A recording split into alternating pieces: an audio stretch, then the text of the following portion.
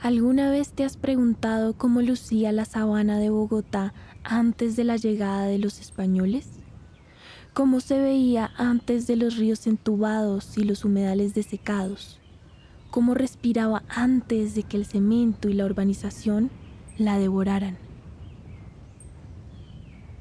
Cierra los ojos y acompáñame en un viaje al pasado, a un tiempo donde nada de esto ha sucedido. Imagina que estás en el año 1024 después de Cristo. En este punto de la historia, Europa vive el apogeo de la Edad Media, en el que señores feudales y reyes disputan tierras y reinos. Los vikingos navegan mares desconocidos en busca de territorios para conquistar. Y en Asia, los imperios y la ruta de la seda se expanden con fuerza. Mientras todo esto transcurre en aquellas latitudes, desde nuestro lado del mundo, en este continente de sangre fértil donde la palabra América ni siquiera es un murmullo, el tiempo y la vida parecen fluir en otro ritmo, especialmente en un altiplano donde la existencia es regida enteramente por el flujo del agua. Ahora, situado en este altiplano, imagina que vuelas hasta el punto más alto del territorio al que hoy conocemos como la Sabana de Bogotá, para ubicarte a unos 3.077 metros de altura sobre el nivel del mar en la punta del famoso Cerro del Majuy.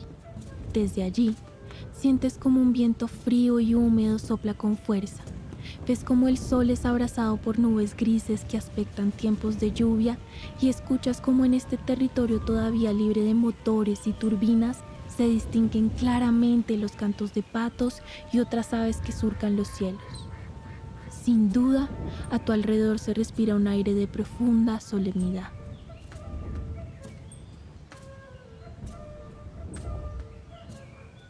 Ahora imagina que bajas tu mirada hacia la tierra y desde las alturas ves un territorio con aspecto de tejido, donde la tela es la tierra y el hilo el agua. Intrigado por esta enigmática visión, observas con más detenimiento y poco a poco descubres un intrincado sistema de canales, algunos pequeños, otros grandes, por donde el agua que cubre todo este territorio fluye serenamente. Así, entre canal y canal, distingues plataformas de tierra elevada que se alzan por toda la sabana, y sobre ellas, al fin, puedes ver a los autores de todo este tejido. Los grupos antiguos acá de la Sabana de Bogotá fueron ante todo grupos de pescadores. Estos grupos humanos se debían mover en balsas por todo el territorio. Entonces podemos imaginarnos todos estos caminos de agua con las balsas por todos lados y yendo en todas direcciones.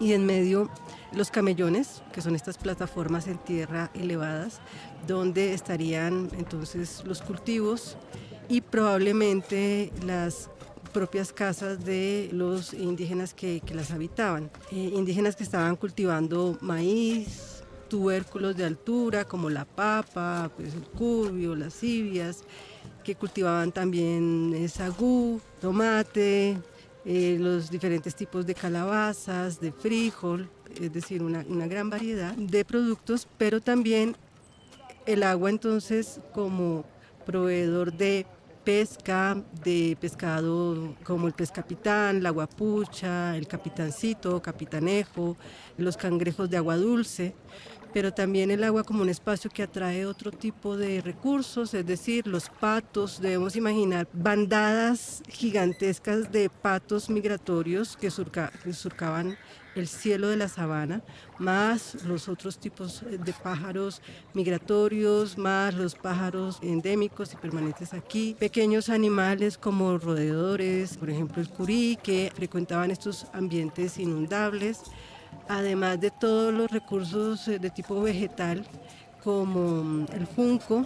Las propias balsas de los indígenas eran hechos de estos juncos que nacen en estas áreas inundables, pero también ciertos tipos de plantas silvestres que crecían en estas áreas inundables y que también los indígenas consumían. Entonces sería un paisaje de canales y de plataformas en tierra donde los indígenas estarían cultivando y habitando, y también espacios en las faldas de las montañas que encontramos aquí en la sabana, donde habrían pues poblados un poco mayores con, digamos, mayor concentración de habitaciones.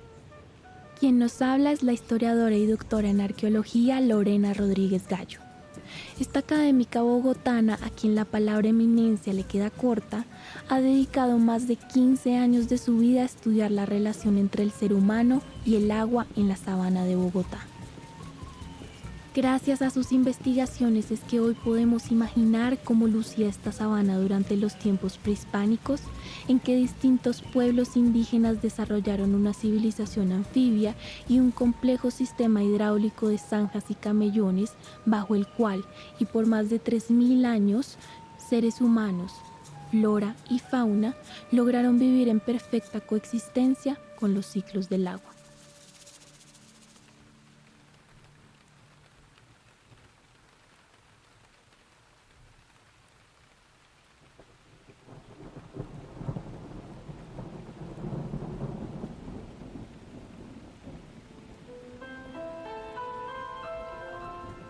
Estás escuchando Pensamiento Espiral. El retorno de Bachué.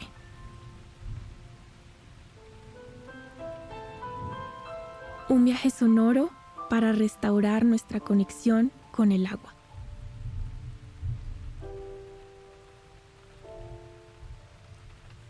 Aunque nuestra forma de relacionarnos con el agua ha cambiado drásticamente en los últimos 500 años, aún hay quienes buscan guardar la memoria del pasado con la esperanza de que al reconectarnos a este, volvamos a soñar con otros futuros posibles.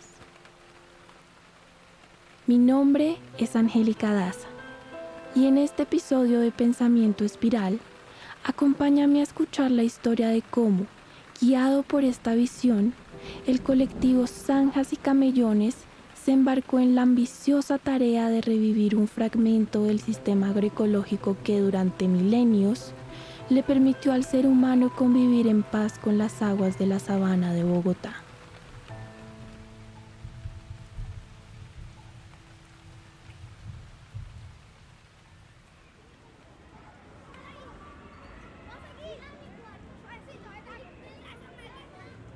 De chiquita iba mucho a fincas en las afueras, pues en la sabana de Bogotá, comíamos presas, íbamos con cometas, volábamos cometas, jugaba a las escondidas y yo me acuerdo mucho uno caerse entre esas montañitas, que pues hoy en día ya pensamos que son camellones, los llamamos camellones, sabemos que son camellones.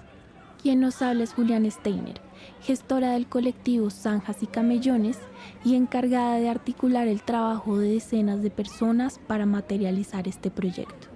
Pero claro, eran como el lugar de esconderse del amigo, el lugar donde uno se tropezaba cuando estaba con la cometa. Entonces, pues, de alguna manera siempre ha estado como el imaginario de estas pequeñitas montañitas en las que uno jugaba y entender que lo que había era un pasado sepultado ahí, pues es muy impresionante y emocionante.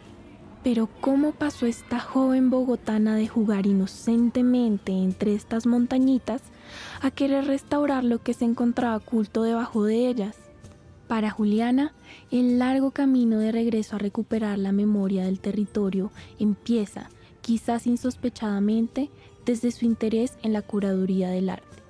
Desde que estudié artes plásticas en la Universidad de los Andes, siempre me interesó más las ideas de los demás y los procesos creativos de los demás, y me interesaba poder ayudar a gestarlos. Entonces nunca me he llamado artista y por eso me hago llamar, o me gusta la profesión de ser curadora. Y curar, además, pues la palabra curaduría viene de la etimología de curar. Y cuando me preguntan qué tipo de curadurías hago, lo que respondo un poco es, para mí lo que yo vengo a hacer es como curar el medio ambiente y curar esas prácticas que nos acercan al territorio de donde venimos. Desde esta labor, en el año 2021, Juliana se convierte en curadora de la exposición Mutualismos, una exhibición artística que se enfoca en explorar el vínculo entre la artesanía y su relación con el territorio a lo largo de Latinoamérica y el Caribe. A través de este trabajo, Juliana convoca a distintos personajes de la región, pero sin sospecharlo, una de las artistas invitadas a esta exposición la marcaría profundamente y se convertiría en una aliada decisiva en su labor cultural por los próximos años. Y una de esas invitadas fue María Buenaventura, bogotana también, artista, cocinera, poeta. Probablemente no le gustaría que yo dijera eso, pero pues sí, poeta en su manera de acercarse al mundo. Y le planteamos una invitación abierta y ella lo que decidió hacer fue invitarnos a Suezca y hacer un banquete donde nos comiéramos la sabana de Bogotá. Al comernos la sabana de Bogotá, una de las partes más importantes para ella es la búsqueda del pez capitán. Catalogado por primera vez por Alexander von Humboldt en 1805, el pez capitán es una especie que solo puede ser encontrada en el altiplano cundiboyacense y que posee un rol importante en la descontaminación del agua y la recirculación de nutrientes de la misma. Retratado en la orfebrería del pueblo muisca que lo creaba en su antiguo sistema de zanjas y camellones, pasando a convertirse en la apetecida estrella gastronómica de los paseos de olla cundiboyacense del siglo XX, el capitán fue, sin duda, una especie emblemática de la región durante siglos. Lamentablemente, con el paso del tiempo y a causa de los crecientes niveles de contaminación e intervención humana sobre su hábitat, las poblaciones del pez capitán han venido en declive a tal punto que, en la segunda mitad del siglo XX, se afirmó erróneamente que este pez estaba extinto. No obstante, sin que lo supiéramos, este resiliente pececito habría encontrado la forma de pervivir en una sabana crecientemente hostil. Y por esa razón, para el momento en el que se conocen para trabajar en mutualismos, María Buenaventura, quien ya llevaba más de 2 décadas en búsqueda del pez, decide compartir con Juliana sus esfuerzos en torno a la restauración de la silenciada memoria del capitán. Entonces, cuando la invitamos a hacer esta investigación y este programa público para mutualismos, ella y yo nos fuimos a Fúquene, donde pescamos el pez capitán, y para el programa público terminamos comiendo un pez capitán del Neusa. Entonces, el 30 de octubre estuvimos en la Fundación Verde al Vivo, donde María nos hizo un ritual donde convocábamos al río desde el alimento. El gran plato era un bocado de pez capitán de la laguna del Neusa. Y María tiene una manera muy linda de hablar acerca de lo que implica comerse el pez capitán. Y es que si nos comemos el pez capitán, la memoria del pez sigue vivo. Y solamente con un bocado del pez, cada 7 años, siempre vamos a tener el pez capitán dentro de nosotros, porque 7 años es lo que todas las células dentro de nuestro cuerpo se regeneran. Entonces, pues si comemos pez capitán una vez cada 7 años, pues el pez capitán siempre va a estar vivo. Entonces, esta fue, digamos que la primera vez que María y yo trabajamos juntas. A mí me tocó mucho su manera de, desde el cuerpo, hacernos entender lo que es la memoria de algo. María lo que dice es que las cosas no se extinguen, sino lo que se extingue es la memoria de ello. Entonces, por medio de la práctica de ella, ya lo que está haciendo es que la memoria colectiva de diferentes cosas, del río Bogotá, el pez capitán, de las zanjas y los camellones, pues sigan vivas. De ese modo, impactada por la forma en que María concibe la preservación de la memoria del territorio y tocada por lo mucho que logra aprender junto a ella sobre su propio lugar de origen, Juliana busca más formas para que puedan colaborar juntas. Y como si algo más grande que ellas estuviera conspirando en silencio, al poco tiempo surge una nueva oportunidad que las reúne para trabajar en un proyecto revolucionario. Luego, en el 2023, yo fui invitada a curar una bienal que se llama Common Ground en Bard, que es una universidad en Estados Unidos, en las afueras de Nueva York. Y la bienal lo que buscaba era pensar en las relaciones del territorio y la soberanía alimentaria, Entonces, así, la primera persona que llamé una vez acepté la invitación a hacer esta curaduría fue a María Buenaventura, y ella básicamente lo que me dijo es, pues a mí lo que más me interesaría es entender mejor ese territorio y esas aguas donde mejor vivió el pez capitán, donde mejor ha vivido ese pez capitán. Y por supuesto eran las zanjas y los camellones. Pero, ¿qué son exactamente las zanjas y los camellones? Para responder esta pregunta, debemos regresar en el tiempo 3 millones de años para recordar el pasado del agua en este territorio y para comprender la ahora olvidada forma en la que sus antiguos habitantes alguna vez se relacionaron con ella.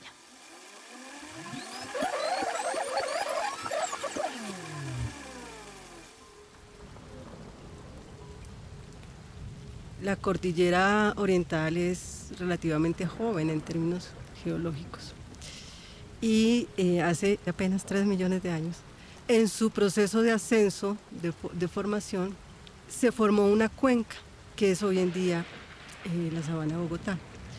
Se formó una especie de hondonada, y teniendo en cuenta que la sabana de Bogotá está rodeada por los cerros orientales, que estábamos todavía en el periodo de la glaciación, es decir, que si nosotros pudiéramos estar ahí y mirar hacia la montaña por encima del nivel de Monserrate, todo esto sería hielo, porque aquí también hubo estos glaciares, ¿no?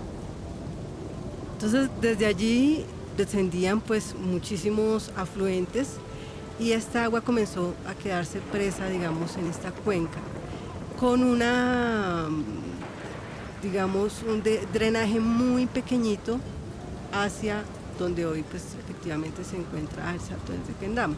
De ese modo, debido a que el agua se quedaba atrapada en esta cuenca durante el Pleistoceno, el territorio se configuró como un gigantesco lago.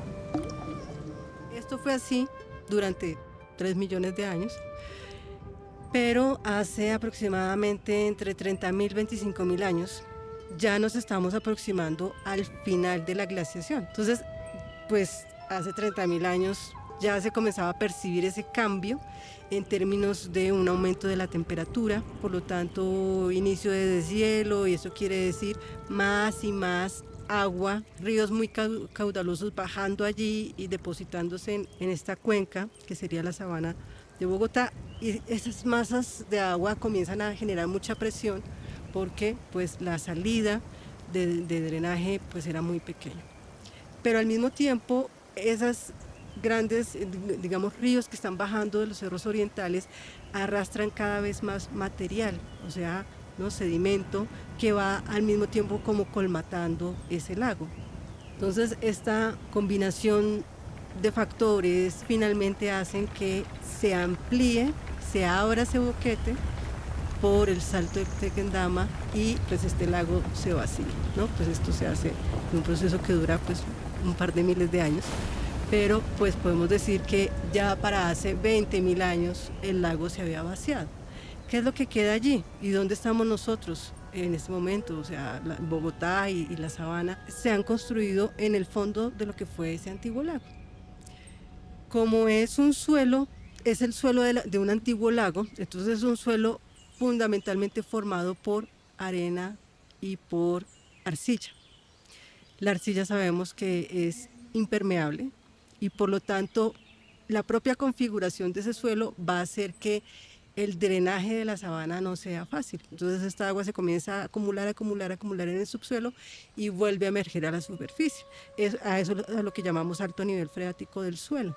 Y esta saturación se da porque hay muchas, que Van der Heim lo definió así, lentejas de arcilla, o sea, en un lado y en el otro, que van en ciertos sectores pues dificultando ese drenaje más hacia el interior del subsuelo y generan estas acumulaciones de agua. Por eso pues tenemos unas zonas más, digamos, encharcadas que otras en la sabana.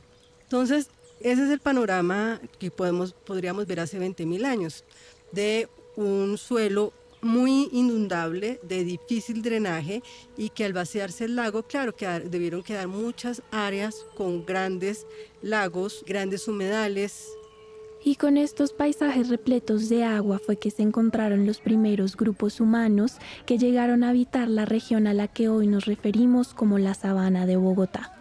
Ese es el territorio, por lo tanto, que encuentran los primeros grupos humanos que llegan aquí a esta altiplanicie que podemos imaginar que hace 12.400 años era tremendamente fría, ¿no?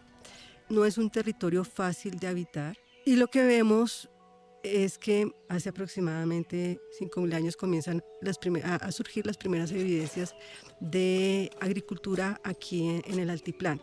Ello implicó, por lo tanto, la transformación necesaria del territorio, porque también debemos tener en cuenta que cuando hablamos de que los indígenas vivían en equilibrio con la naturaleza, no es tan real. Ellos también transformaron el territorio. La cuestión es de qué forma lo transformaron y de qué forma lo estamos transformando nosotros. Yo he insistido en que lo transformaron en términos de entender que el agua es un elemento constitutivo de la Sabana de Bogotá y que había que convivir con el agua y no deshacerse de ella. Entonces, lo que comienzan a hacer estos grupos humanos no se sabe exactamente cómo, es por ejemplo que después de las inundaciones quedan lo que se llaman barras de sedimentación, esto es el río en su, digamos, paso meandrante, ¿no? Por cada una de las curvas del río, el río en una curva excava sedimento y en la siguiente curva deposita ese sedimento.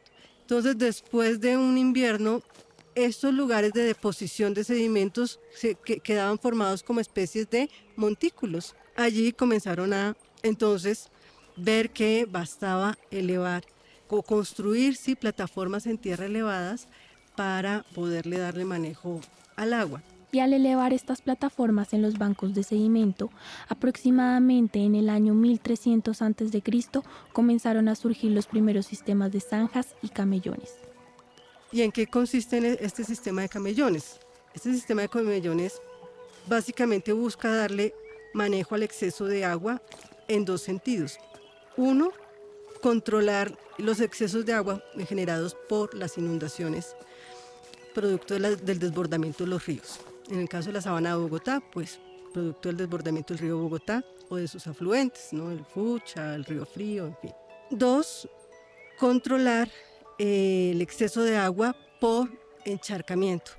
Eso pues dificulta la agricultura, primero pues porque la propia inundación puede afectar los cultivos, pero también el encharcamiento, es decir, que tenemos de todas formas en la Sabana de Bogotá una tierra excesivamente húmeda que puede afectar pues las raíces y no permitir el crecimiento de los cultivos. Entonces esas eran los dos factores a controlar. ¿Cómo lo hace el sistema de camellones? Se eleva la tierra a través de la construcción de plataformas. Estas plataformas en tierra pueden tener pues gran diversidad de formas y de tamaños, así que podemos hablar de camellones pequeñitos de 3 metros de ancho por 10 de largo, con zanjas intercaladas de 1 metro, metro y medio de ancho, hasta camellones, es decir, plataformas elevadas de fácilmente 1 kilómetro de largo, ¿no? Entonces, estas plataformas en tierra se encontraban intercaladas pues por estos canales que he mencionado. Estos canales entonces tienen la función de darle manejo a esos excesos de agua en las épocas de inundación. Claro, es decir, los canales recogen parte de este agua, pero también el canal se puede saturar de agua. Y esto nos lleva a pensar que estos canales debían direccionar esos excesos de agua hacia algún punto de la sabana que los indígenas debían permitir que se inundara de manera intencionada. Es decir, que este sistema no solo busca controlar absolutamente el agua, en términos de mantenerla allí en unos canales, no, porque esto no sería suficiente, sino incluso de permitir que ciertas áreas de la sabana se inundaran, pero de forma controlada, que son áreas que yo llamé de mitigación, pero que además de eso son estas zonas donde entonces van a crecer los juncos, porque se convertirían en humedales que va a, digamos, confluir todas estas dinámicas ecológicas que yo ya he señalado. Aunque sistemas similares han sido evidenciados en México, Bolivia y Perú, los camellones de la Sabana de Bogotá presentaban algunas tipologías específicas.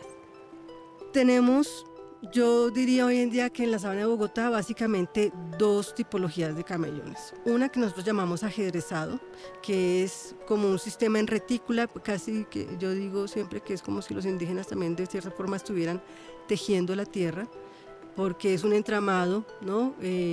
Similar a un tejido donde tenemos conjuntos muy pequeños de camellones, es decir, que de largo van a tener generalmente 5, 10, 15 metros y que están organizados en grupitos. Entonces tenemos grupitos, por ejemplo, de 3, 5, 7 camellones en sentido norte-sur y el siguiente grupo de camellones ya está en sentido oriente-occidente.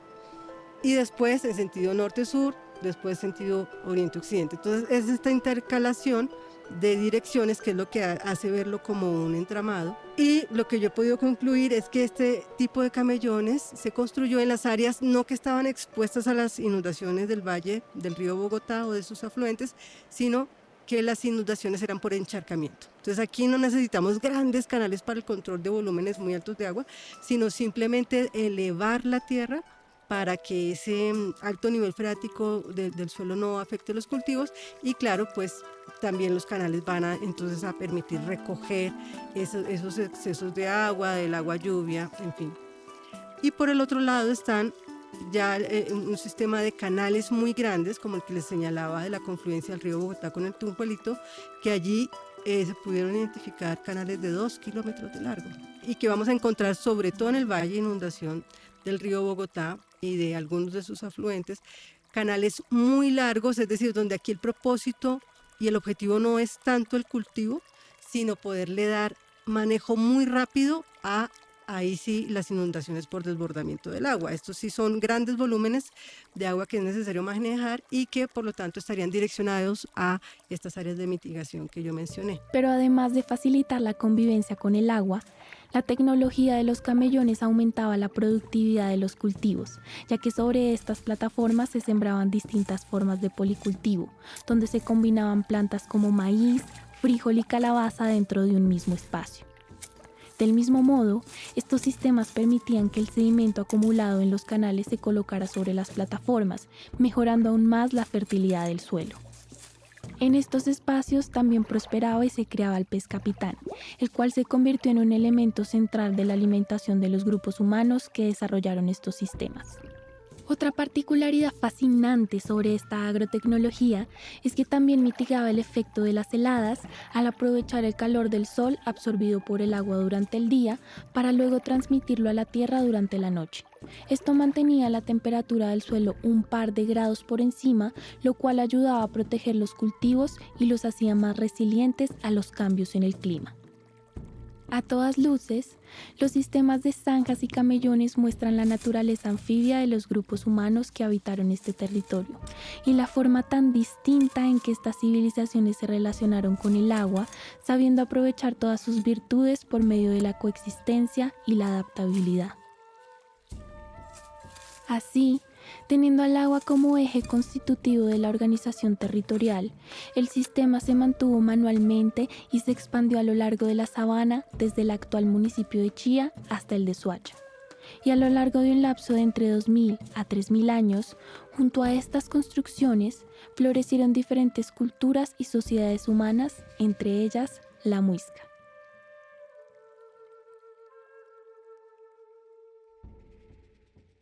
Pero lastimosamente, aunque debería ser impensable imaginarse una sabana de Bogotá sin camellones, este habría de ser el devenir ulterior del territorio, puesto que tan pronto como llegó la invasión española, esta impuso una nueva forma de relacionamiento frente al agua, donde estas tecnologías fueron tan irrelevantes para los conquistadores que ni siquiera se tomaron la molestia de documentar su existencia y funcionamiento en sus crónicas y registros historiales.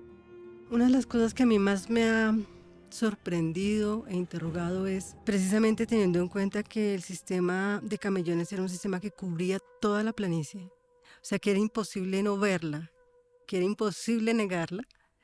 Los españoles prácticamente no hablan de ello. Y uno se pregunta ¿por qué? ¿Por qué esa incomprensión del territorio, pero también por qué ese no querer saber sobre lo que el territorio era? Lo que les interesaba era imponer una nueva forma de relación con el espacio, con el territorio, que también provenía de su propia experiencia de vida en una península, que es la península ibérica, con una gran meseta que es muy seca. Y por lo mismo, como no hay gran abundancia de agua en la península y es bastante seca, la ganadería era una actividad principal en la península. Entonces con esa mentalidad llegan acá y digamos que le dan la vuelta diciendo, ellos no ven el sistema de camellones, no les interesa además sostenerlo. Entonces rápidamente la sabana vuelve y se inunda y claro, en los relatos coloniales tenemos estas quejas de las inundaciones y que los ganados se mueren y las vacas quedan ahí enterradas en medio del lodo y que los propios indígenas se enferman con los fríos de la sabana y que sus cultivos se hielan y uno dice, ¿cómo es posible, si es que los indígenas han habitado este territorio miles de años, que ahora les afecte el frío de la sabana y que ahora les afecte a sus cultivos las heladas? ¿Qué es lo que pasa acá? Además, nos está señalando una ruptura muy fuerte, muy violenta con lo que había sido el manejo del territorio pues, en el periodo prehispánico. Entonces, esta mentalidad española hace que lleguen aquí y el agua molesta, porque ellos no pueden concebir precisamente por su contexto que una civilización, que un grupo humano con condiciones para desarrollarse lo haga en medio del agua. Eso no es algo que esté dentro de su mentalidad y de sus parámetros. Entonces, lo que hay que hacer aquí es sacar el agua de la sabana, es desecar la sabana. Por lo tanto, comenzaron a construir también otro tipo de canales ya con la perspectiva así de desaguar la sabana. Traer otro tipo de especies, en su momento como el pino, que consume mucha agua, que ayuda a desecar la sabana. Incluso pues en las instrucciones de las leyes de Indias hay expresamente la orden de sembrar lo que se llamaba en la época árboles de secadal, o sea, árboles que facilitaran el desecamiento de estos terrenos inundables. De ese modo, con la declaración de esta guerra contra el agua, los tiempos de la colonia vieron una radical transformación de la relación humana frente a este líquido vital, la cual, inequívocamente, resultó en la desactivación de este antiguo sistema y en su casi absoluta desaparición de la memoria del territorio, al grado que la última referencia escrita que se encuentra sobre esta tecnología se remonta al año 1639. En Fontibón hay una referencia a que habían canales atravesando el pueblo de Fontibón. Entonces dice un documento que entre Tibagullas y Fontibón había una zanja que marcaba el límite entre ambos pueblos y que dentro de la zanja habían cultivos de maíz. Pero ahí, digamos que las referencias desaparecen. Con el inclemente paso del tiempo y sin recibir el diligente cuidado y mantenimiento manual que habían tenido en el pasado, estos frágiles canales debieron comenzar a llenarse de sedimento, sus plataformas y terrazas a derrumbarse en silencio, y este majestuoso tejido de agua y tierra a quedar enterrado bajo capas de desdén y olvido. Así, sin pena ni gloria, sin menciones históricas que lo documentaran o capítulos en los libros de historia oficiales, desapareció del territorio este sistema agroecológico que por siglos habría sido el más claro reflejo de cómo luciría una relación simbiótica y de coexistencia entre las civilizaciones humanas y el agua.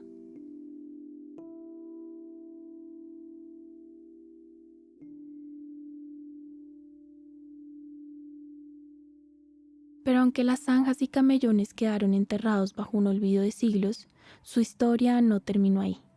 En el siglo XX, el murmuro de su recuerdo volvió a escucharse cuando en la década de 1930 el Instituto Geográfico Agustín Codazzi comenzó a tomar fotografías aéreas que descubrieron unas enigmáticas marcas perpendiculares al río Bogotá que parecían formar una especie de cuadrícula sobre la sabana. Aunque hubo quienes plantearon que se pudiese tratar de sistemas de cultivo prehispánicos, para este punto, la memoria de los camellones había sido tan borrada del territorio que la arqueología del momento, liderada por Julio César Cubillos y Emil Jauregui, afirmó, sin temor a equivocarse, que estas formaciones eran realmente diques de la época colonial construidos para controlar inundaciones. Esta hipótesis era la que más sentido tenía en esta época, ya que para ellos era imposible pensar que los muiscas u otros grupos humanos hubiesen sido capaces de cultivar en las zonas inundables de la sabana, y mucho menos de que hubieran podido desarrollar sus civilizaciones sobre el agua. Pero aunque esto se asumió como una verdad absoluta por varias décadas, algunos años después habría de llegar una mujer dispuesta a encontrar la verdad detrás de estas enigmáticas formaciones. Es a partir de 1968 que esa memoria comienza a recuperarse. A partir de esta fotografía aérea, hay una arqueóloga que se llamó Silvia Brodmann, que ella dice, esta trama, esta forma como están hechos estos cultivos tienen que ser prehispánicos. Y ella le apuesta a eso y hace en su momento una excavación en la zona de Guaymaral, y es la primera persona que dice estos vestigios de las fotografías aéreas corresponden a sistemas de agricultura prehispánica. Y de ahí arranca la investigación. Fue lenta porque pasaron muchos años hasta que se fueran, digamos, sumando investigaciones, como la otra gran investigación que se hizo sobre el tema, pues fue la de Ana María Boada, que arrancó en el 2000, y pues de lo cual hay pues una publicación del 2006, y pues está ya la investigación pues que yo he adelantado en estos últimos 15 años, pues ya con muchas dificultades porque el crecimiento de la sabana, no solo en términos urbanos, sino que hasta los años 70, ya con agricultura mecanizada en que hay una gran capacidad de excavación y estamos hablando de vestigios de estructuras en tierra que son muy frágiles, pues ya estos vestigios desaparecieron, y por eso hoy en día es muy difícil verlos en la sabana en general, pero pues también en Bogotá. Pero a pesar de que el mortífero avance de la ciudad encontró la forma de dar otro golpe decisivo a los camellones, como hemos visto a lo largo de todas las historias de esta temporada, en esta sabana de inagotable memoria y fuerza, las cosas que damos por muertas siempre encuentran alguna forma de ocultarse para mantenerse con vida, así sea entrando en el estupor de un profundo sueño. De ese modo, poco debería asombrarnos que vestigios de este antiguo sistema aún puedan ser vistos desde Google Earth en el humedal Jaboque, en el sector de Vima al norte de la ciudad, y en distintos puntos del campo de golf del Club Los Lagartos, donde estas montañitas dormitan en silencio y perviven bajo el conocimiento de que todas las cosas tienen su momento para morir y renacer.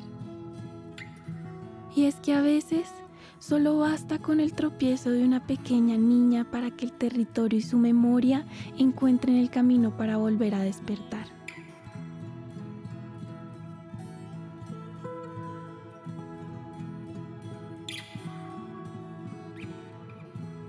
Aunque aquí termina la primera parte de nuestro documental dedicado a las zanjas y camellones prehispánicos, la historia de su restauración apenas comienza. Acompáñanos en la segunda entrega de este episodio especial para conocer cómo Julián Steiner y María Buenaventura conformaron al grupo multidisciplinario que habría de hacer historia al intentar algo impensable en el siglo XXI: traer de regreso a la sabana de Bogotá esta tecnología ancestral después de más de 380 años de inactividad. Encuentra Un tejido de agua y tierra, parte 2, disponible en todas nuestras plataformas a partir del 28 de octubre. Le agradecemos a Julián Steiner y Lorena Rodríguez por hacer posible este episodio. Pensamiento Espiral es producido por Juan Diego Beltrán y Angélica Daza. El guión de este episodio fue escrito por Juan Diego Beltrán. El arte del episodio fue creado por Amelia Mortegui. La mezcla y diseño sonoro estuvieron a cargo de Angélica Daza y José Manuel Muñoz, y la musicalización estuvo a cargo de José Manuel Muñoz y Benjamín Medina.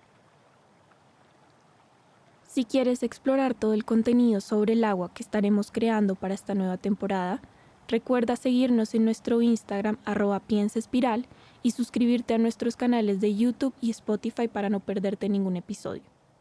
Por último, si deseas apoyar nuestro contenido, recuerda que puedes volverte mecenas de nuestro podcast en Patreon y Ko-fi. A cambio de tu apoyo, recibirás beneficios exclusivos como parte de tu suscripción. Puedes encontrar todos estos enlaces en la descripción del episodio. El retorno de Bachué fue producido con apoyo del Programa Nacional de Concertación del Ministerio de las Culturas, las Artes y los Saberes de Colombia,